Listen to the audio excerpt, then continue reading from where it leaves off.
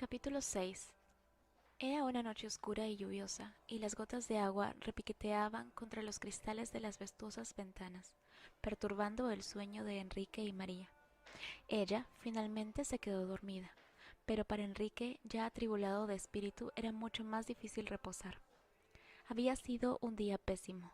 Había repintado la pared para cubrir la leyenda soez que habían pintado allí, y procuraba figurarse quién podía haber escrito tal cosa en su contra. En sus oídos todavía resonaba la conversación que había tenido con Alfredo Brummel, y su cerebro aún batallaba con los agrios comentarios vertidos en la reunión de la Junta. Ahora podía añadir a sus preocupaciones la reunión congregacional del viernes, y oraba al Señor en susurros desesperados, apagados, mientras yacía acostado en su cama allí en la oscuridad. Es curioso cómo cada desigualdad del colchón puede agigantarse cuando uno está molesto. Enrique empezó a preocuparse de que podía despertar a María si continuaba dando vueltas y más vueltas sobre el colchón. Se puso de espaldas, luego de lado, después del otro lado, puso su brazo debajo de la almohada, sobre la almohada, tomó un pañuelito desechable y se sonó la nariz. Miró el reloj, eran las 12:20. Se había acostado a las 10. Pero finalmente el sueño llega, por lo regular de una forma tan inesperada que nunca se sabe sino cuando se despierta.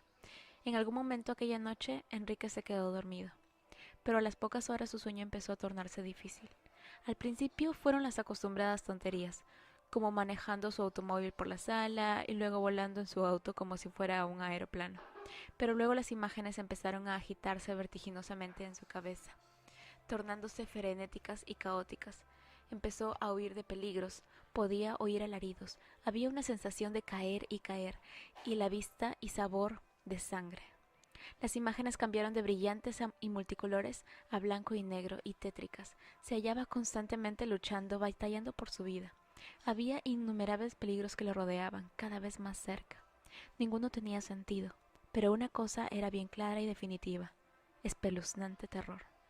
Quería desesperadamente gritar, pero no tenía tiempo entre las peleas y luchas que sostenía contra los enemigos, monstruos y figuras invisibles. Su pulso empezó a golpear en sus oídos. El mundo entero daba vueltas palpitando. El horrible conflicto que corría por su cabeza empezó a abrirse paso para llegar hasta el buche consciente de todos los días. Se dio la vuelta en su cama, volvió a acostarse de espaldas, aspiró profundamente, casi como para despertarse. Sus ojos medio abiertos miraron sin fijarse en nada. Se hallaba en ese estado extraño de sopor entre el sueño y la vigilia. ¿Realmente alcanzó a verlo? Era una espectral aparición en el aire, una figura que brillaba contra un fondo púrpura, precisamente encima de la cama, tan cerca que podía oler su aliento sulfuroso. Flotaba una torva máscara, contorsionándose en grotescos movimientos, mientras vomitaba palabras soeces que no podía entender. Los ojos de Enrique se abrieron como movidos por un resorte. Pensó que todavía podía ver la cara, apenas desvaneciéndose, pero instantáneamente sintió como si le hubieran propinado un fortísimo golpe en el pecho. Su corazón empezó a latir aceleradamente y a palpitar como si quisiera salirse por las costillas. Podía sentir sus pijamas y sábanas pegadas a su cuerpo, empapadas por el sudor. Se quedó boqueando por aire, esperando que su corazón se calmara, que el ominoso terror se alejara, pero nada cambió ni podía lograr que cambiara. «Estás teniendo una pesadilla», continuaba diciéndose para sus adentros, pero parecía no poder despertar. Abrió a propósito ampliamente sus ojos y miró a su alrededor por el cuarto a oscuras, aun cuando una parte dentro de sí quería regresar a la niñez y sencillamente meterse debajo de las frazadas hasta que los fantasmas y monstruos y ladrones se hubieran ido. No vio en el cuarto nada fuera del ordinario. El duende de la esquina no era sino su propia camisa colgada en el espaldar de una silla, y el extraño halo de luz en la pared era apenas la luz de la calle reflejada en el cristal del reloj. Pero se había asustado seriamente, y todavía seguía asustado. Podía sentir que temblaba mientras trataba desesperadamente de separar la alucinación de la realidad. Observó y escuchó, incluso en silencio, parecía siniestro. No encontró ningún alivio en eso, y solamente el miedo pavoroso de que algún mal se ocultaba agazapadamente, un intruso o a un demonio, esperando, aguardando el momento propicio. ¿Qué fue eso? ¿Un crujido de la casa? ¿Pisadas? No, pensó, es apenas el viento que se cuela por las rendijas. La lluvia había cesado. Otro ruido, esta vez un susurro en la sala. Nunca había oído ese ruido antes por la noche. tengo que despertarme. Vamos, corazón, cállate para poder oír. Se obligó a sentarse en la cama, aun cuando eso hizo que se sintiera más vulnerable, y se quedó allí quieto por varios minutos tratando de aplacar con su mano el golpeteo de su corazón contra su pecho. Finalmente, el golpeteo se redujo un poco, pero el pulso continuó acelerado. Enrique pudo sentir el sudor que se enfriaba en su piel. ¿Se levantaría o volvería a dormirse? El sueño definitivamente se le había ido. Decidió levantarse, dar una vuelta, caminar un poco. Entonces oyó un estruendo en la cocina. Enrique empezó a orar. Marshall había tenido la misma clase de pesadilla y había sentido el mismo horrendo terror. Voces, de seguro que eran voces, en alguna parte. ¿Sandra? Tal vez un receptor de radio. Pero quién sabe, pensó, este pueblo se está volviendo loco de todas maneras, y ahora los orates están en mi casa. Sigilosamente salió de su cama, se puso sus pantuflas y se quedó al ropero para tomar un bate de béisbol. Exactamente como en el pueblo donde nací. Alguien va a quedar con los sesos aplastados. Miró hacia afuera por la puerta de su dormitorio, a ambos lados del corredor. No había luces en ninguna parte, ni tampoco el rayo de luz de alguna linterna, pero sus tripas danzaban una polca debajo de sus costillas, y no había razón alguna para ello. Alcanzó el interruptor de la luz del pasillo y lo levantó. Rayos, el bombillo se había quemado. ¿Desde cuándo? No lo sabía, pero al quedarse todavía a oscuras sintió que su valor se desinflaba todavía más. Empuñó más fuerte el bate y avanzó por el pasillo, pegándose a la pared, mirando hacia adelante, mirando hacia atrás, escuchando. Pensó que había alcanzado a oír un apagado murmullo en alguna parte. Algo se movía. En el arco que conducía hacia la sala, sus ojos vislumbraban algo, y se replegó más contra la pared tratando de pasar inadvertido. La puerta del frente estaba abierta. Ahora su corazón empezó a latir aceleradamente, retumbando en sus oídos rudamente.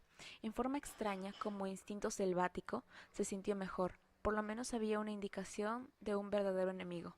Era aquel temor ridículo sin ninguna razón lo que lo aterrorizaba. Ya había pasado por esto otra vez el mismo día. Con ese pensamiento se le ocurrió una idea extraña. La profesora debía de estar en la casa. Avanzó por el pasillo para ver el cuarto de Sandra y asegurarse de que ella se encontraba bien.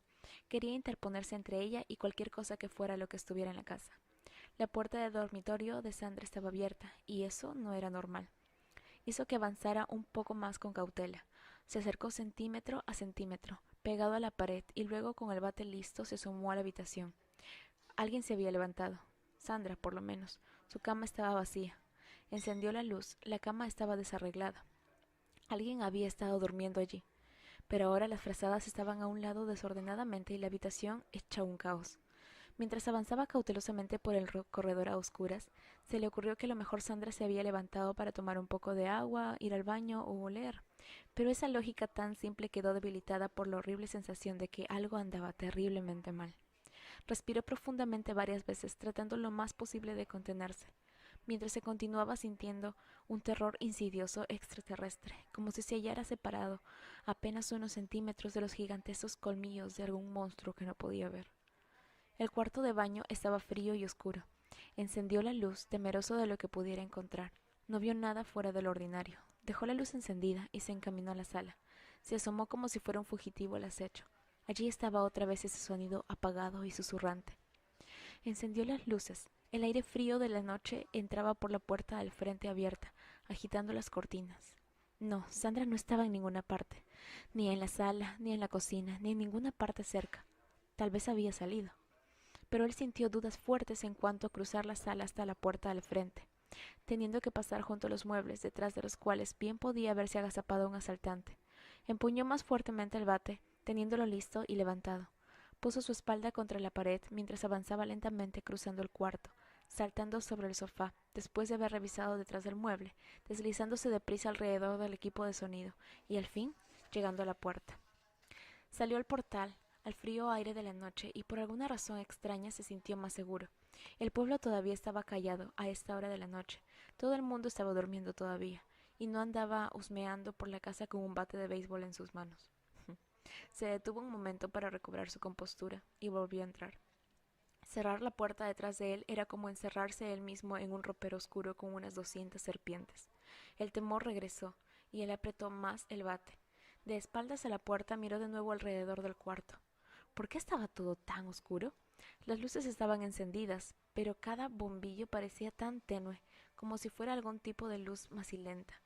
Hogan pensó, o en realidad has perdido un tornillo o estás metido en un problema bien grande. Permaneció inmóvil pegado a la puerta, mirando y escuchando. Tenía que ver a alguien o algo en la casa. No podía ni oírlo ni verlo, pero ciertamente podía sentirlo. Fuera de la casa, agazapados detrás de los pinos y arbustos, Tael y su compañía observaban cómo los demonios, por lo menos 40, según la cuenta de Tael, hacían estragos en la mente y en el espíritu de Marshall. Los demonios se abalanzaban como mortíferas golondrinas negras, entrando y saliendo de la casa, atravesando las habitaciones, rondando alrededor de Marshall, lanzando gritos y blasfemias, y jugueteando con sus temores, haciendo que aumentaran. Tael vigilaba con mucha atención, buscaba al temido Rafar, pero el príncipe no estaba entre este grupo desordenado. No había duda, sin embargo, de que Rafar era quien los había enviado. Tael y los otros agonizaban, sintiendo el sufrimiento de Marshall. Un demonio, un diablillo horrible y chiquito, recubierto de plumas afiladas como agujas, saltó sobre los hombros de Marshall y empezó a golpearle en la cabeza gritando: «Vas a morir, Hogan, vas a morir. Tu hija ya está muerta y tú también vas a morir». Willow casi no podía contenerse. Su enorme espada hizo un chasquido metálico al salir de su vaina, pero el fuerte brazo de Tael lo detuvo. «Por favor, capitán», suplicó Willow. «Nunca antes he presenciado algo como esto». «Contrólate, querido guerrero», previno Tael. «Daré un solo tajo». Willow alcanzó a notar que el mismo Tael sufría profundamente por su propia orden. «Aguanta, aguanta, él tiene que atravesar por esto». Enrique tenía las luces de su casa encendidas, pero pensó que sus ojos debían estarle jugando una pasada, debido a que los cuartos parecían estar a oscuras, con profundas tinieblas. Algunas veces no podía decir si quien se movía era él mismo o las sombras de la habitación. Un movimiento extraño como olas en la luz y las sombras hacía que desde el fondo de la casa ésta se moviera oscilando como el movimiento lento, continuo de la respiración. Se detuvo en la puerta entre la sala y la cocina, observando y escuchando. Pensó que alcanzó a sentir un viento que se movía por dentro de la casa. Pero no era el frío de afuera, era como un aliento de fuego pegajoso, de un hedor repulsivo, tétrico y opresivo. Descubrió que el traqueteo de la cocina provenía de una espátula que se había deslizado fuera del escurridor y había caído al suelo. Eso debería haber hecho que sus nervios se calmaran, pero todavía se sentía aterrorizado.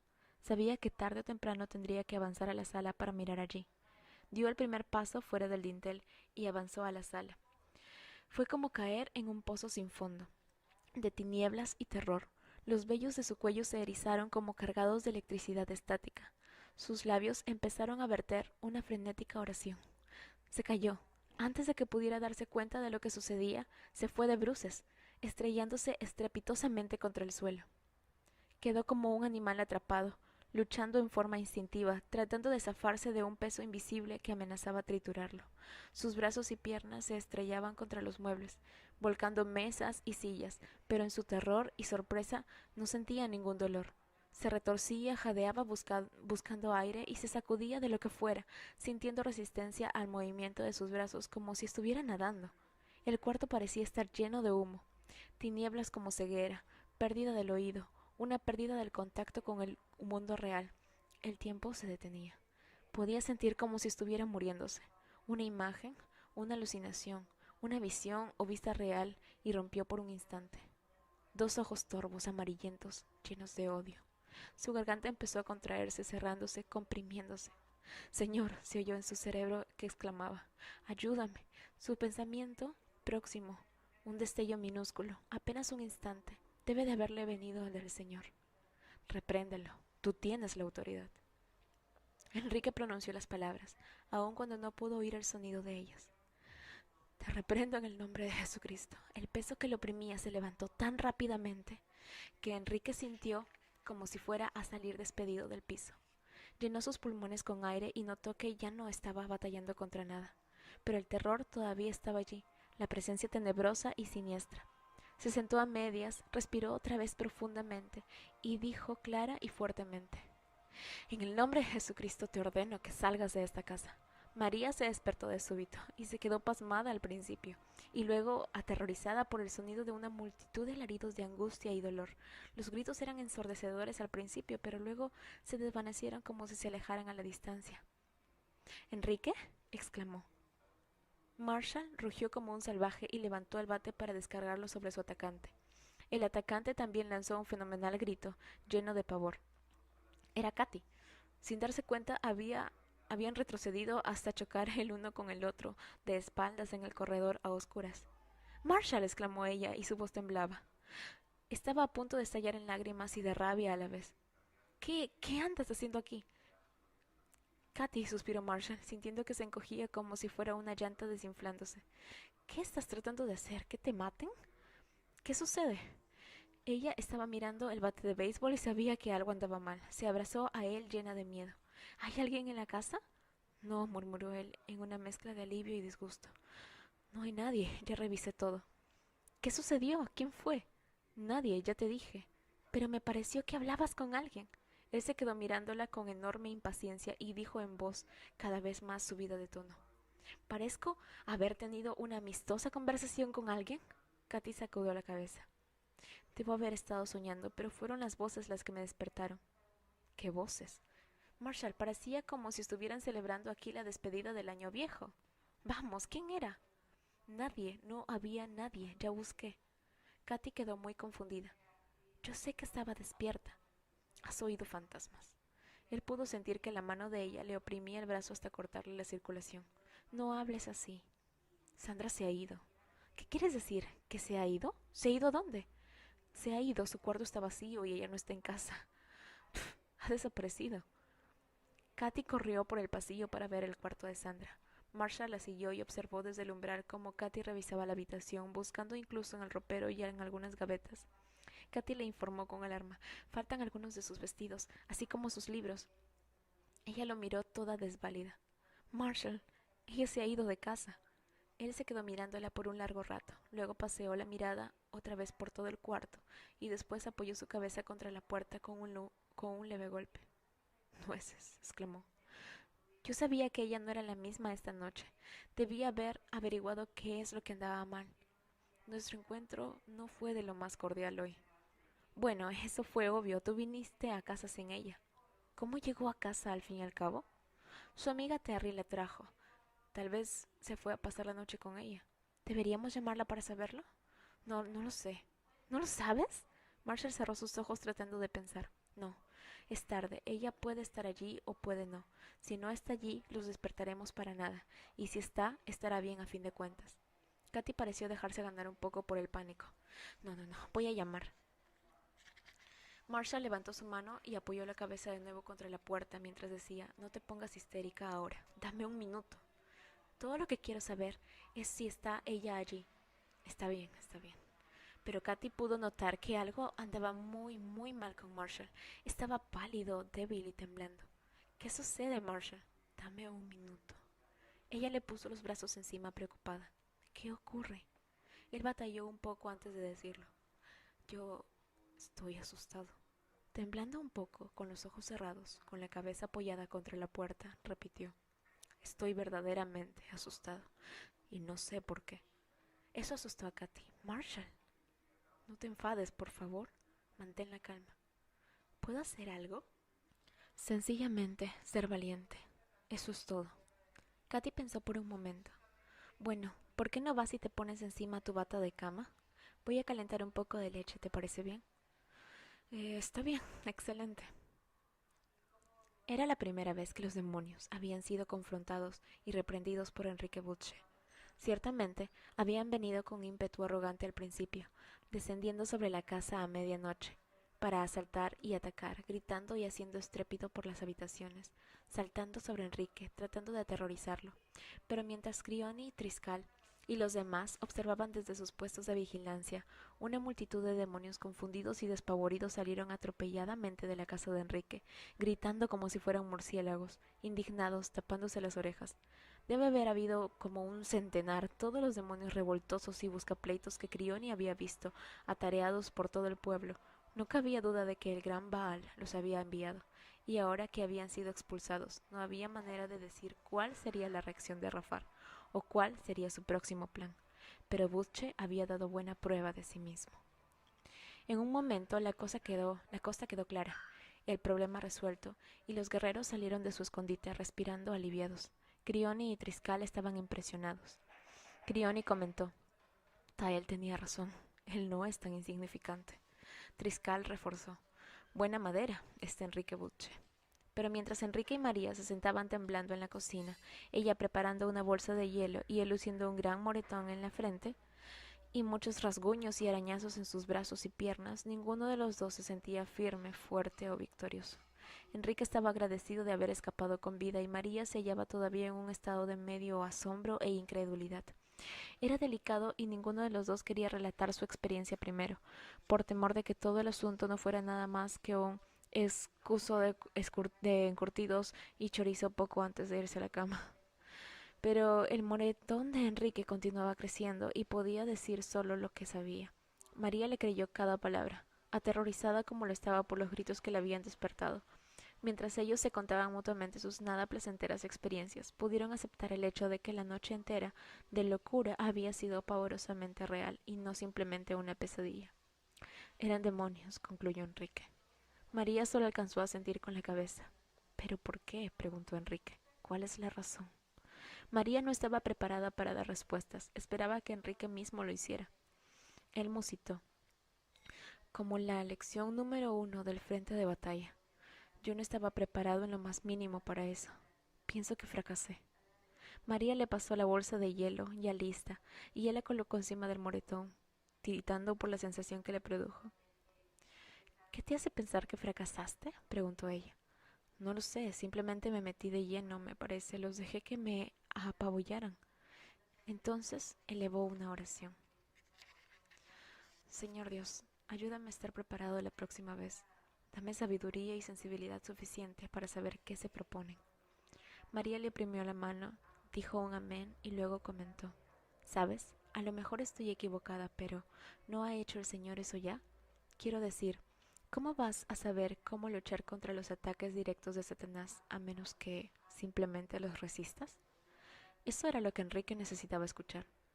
Vaya, musitó, soy un veterano. Y no pienses que has fracasado tampoco. Ya se han ido, ¿verdad?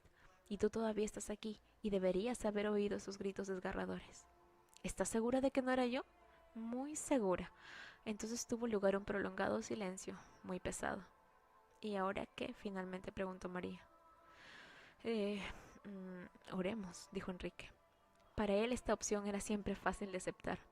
Y en verdad oraron tomados de la mano allí junto a la mesita de la cocina, teniendo una conferencia con el Señor. Le agradecieron por la experiencia de esa noche para protegerlos del peligro, por mostrarles un vislumbre muy cerca del enemigo. Más de una hora pasó y durante este tiempo el campo de preocupación continuaba expandiéndose más y más. Sus propios problemas empezaron a ocupar un lugar cada vez más pequeño, dentro de una perspectiva más amplia. A medida que Enrique y María oraban por su iglesia, por la congregación, por el pueblo, por las autoridades del mismo, por el Estado, por la nación, por el mundo. A través de todo esto les vino la hermosa seguridad de que en verdad se habían conectado con el trono de Dios y que habían conversado seriamente con el Señor. Enrique creció en su determinación de continuar la batalla y darle a Satanás verdaderos problemas. Estaba seguro de que eso era lo que Dios quería. La leche caliente y la compañía de Katy ejercieron un efecto calmante sobre los nervios de Marshall. Con cada sorbo y con cada minuto que transcurría en normalidad, recobraba más y más la seguridad de que el mundo todavía seguía marchando, y que él seguiría viviendo, que el sol volvería a salir en la mañana. Se sorprendió por lo lúgubre que las cosas parecían pocos momentos antes. ¿Te sientes mejor?, preguntó Katy, embardoneando mantequilla en una tostada. Así es, contestó él, notando que el corazón había vuelto a su lugar dentro de su pecho y retornando a su pulso normal. Vaya, no sé qué fue lo que me sucedió. Katy colocó las tostadas en un plato y luego lo puso sobre la mesa. Marshall dio un mordisco a la tostada y preguntó: ¿De modo que no está con Terry? Katy sacudió la cabeza. ¿Quieres hablar sobre Sandro? Marshall estaba listo. Probablemente tenemos que hablar sobre un montón de cosas. No sé por dónde empezar. ¿Piensas que es culpa mía? Oh, Marshall. Vamos, sé franca conmigo. Ya me han azotado la espalda todo el día. Te escucho. Sus ojos se encontraron con los de él y se quedaron fijos mirándolo, denotando sinceridad y amor firme. Categóricamente no, dijo ella. Lo arruiné todo hoy. Pienso que todos lo arruinamos, y eso incluye a Sandra. Ella también tomó sus decisiones, recuerda. Así es, pero tal vez eso fue debido a que no hemos tenido nada mejor que ofrecerle. ¿Qué te parece ir a hablar con el pastor Young? ¿Mm? Hogan sacudió la cabeza dubitativamente. Tal vez John es demasiado blandengue, ¿me entiendes? Lo que le interesa es esa cuestión de la familia humana, el descubrimiento de uno mismo y salvar las ballenas. Katy quedó un poco sorprendida. Pensé que te gustaba el pastor John. Bueno, sí, me gusta un poco, pero algunas veces, la mayoría de las veces, no me siento con ganas de ir a la iglesia. Me daría lo mismo estar sentado en una reunión de la logia o en una de las ridículas clases de Sandra. Él examinó los ojos de ella, todavía estaban fijos. Estaba escuchándole. Katy, ¿alguna vez te viene el sentimiento de que Dios tiene que ser, ¿cómo puedo decir esto? Un poco más grande, más severo? El Dios que nos dan en la iglesia me parece que no es una persona real. Y que si lo es más tonto que nosotros. Creo que es ilógico esperar que Sandra se trague toda esa historia también. Ni siquiera puedo tragármela yo mismo. Nunca supe que te sentías de esa manera, Marshall. Bueno, es que tal vez nunca me sentí así tampoco. Es solo que todo lo que ha ocurrido esta noche, en realidad tengo que pensar sobre esto. Hay mucho que está ocurriendo últimamente. ¿Qué quieres decir? ¿Qué es lo que está ocurriendo? No puedo decírselo, pensó Marshall. ¿Cómo podría explicarle la persuasión extraña e hipnótica que estaba seguro que recibía de Brummel, y los sentimientos de miedo que le infundió la profesora de Sandra, y el terror pavoroso que había sentido esa noche? Nada de eso tenía sentido o lógica, y ahora encima de todo Sandra se había ido. En todas estas situaciones se había sentido horrorizado por su propia incapacidad para luchar y defenderse. Se había sentido como que lo controlaran, pero no podía decírselo a Katy, así porque sí. Es un cuento de nunca acabar, dijo finalmente. Lo que sé es que todo esto, nuestro estilo de vida, nuestros horarios, nuestra familia, nuestra religión, todo lo que sea, no está funcionando como es debido. Algo tiene que cambiar. Pero piensas que no quieres hablar con el pastor John. Es una gallina. En ese momento, 1:00 a.m, sonó el teléfono. Sandra, exclamó Katy. Marshall le arrebató el teléfono. ¿Hola? Hola, dijo una voz femenina. ¿Están levantados? Marshall reconoció la voz desencantado. Era Berenice. Oh, ¿qué tal, Berenice? Dijo mirando a Katy, cuyo semblante se apagó por la frustración. No cuelgue, por favor. Lamento llamarlo a horas tan avanzadas, pero tenía un compromiso y acabo de regresar a casa. En todo caso, quería revelar aquel rollo. ¿Está furioso conmigo? Lo estaré el día de mañana. Ahora mismo estoy muy cansado. ¿Qué ocurre? Para que lo sepas, sé que la película que tenía en la cámara tenía 12 fotografías del festival, incluyendo los de Brummel y Young con aquellos 3 desconocidos. Hoy tomé el resto de las fotografías en el rollo. 12 más, mi gato, la vecina, las noticias de la tarde. Las fotografías que tomé hoy salieron muy bien. Hubo una pausa y Marshall sabía que tendría que preguntar. ¿Qué ocurrió con las otras? La película estaba velada completamente y tiene arañazos y huellas digitales en algunos lugares. La cámara funciona perfectamente. Marshall no dijo nada por un largo rato. ¿Señor Hogan? ¿Hola? Eso suena interesante, dijo él. Ellos andan tras algo. Me pregunto si podíamos rastrear esas huellas digitales. Hubo otra larga pausa. ¿Hola? ¿Cómo era la otra mujer, la rubia? No muy vieja, de pelo largo y rubio, con mirada algo torva. Gorda, flaca, mediana, bien parecida. Marshall frunció un poco su frente y sus ojos se movieron de lado a lado mientras ordenaba sus ideas. La veo por la mañana. Hasta luego y gracias por contestar el teléfono. Marshall colgó el auricular. Se quedó mirando el tablero de la mesa, tamborileando con sus dedos. ¿De qué se trata? Preguntó Katy. Dijo él todavía pensando. Luego contestó. Asuntos del periódico, nada importante. ¿De qué estábamos hablando antes de esto? Bueno, si todavía importa, estábamos hablando de si debías o no hablar con el pastor John acerca de nuestro problema. John, dijo él, y sonaba como si estuviera furioso. Pero si no quieres hablar con él, Marshall se quedó con la mirada fija en la mesa y la leche se enfrió. Katy esperó, luego le despertó al decirle: ¿Quisieras más bien hablar de eso en la mañana? Hablaré con él, dijo Marshall a secas. Quiero Quiero hablar con él. Puedes apostar que iré a hablar con él. No sería malo. No, seguro que no. No sé cuándo podría recibirte, pero a la 1 de la tarde será conveniente. Frunció el ceño, casi imperceptiblemente. A la 1 de la tarde será perfecto. Marshall, empezó Katy, pero se detuvo. Algo le ocurría a su esposo y ella lo notó en su voz y también en su expresión. En realidad, Katy nunca había echado de menos el fuego de los ojos de él. Tal vez nunca supo que había desaparecido hasta este momento cuando, por primera vez desde que dejaron New York, volvió a verlo.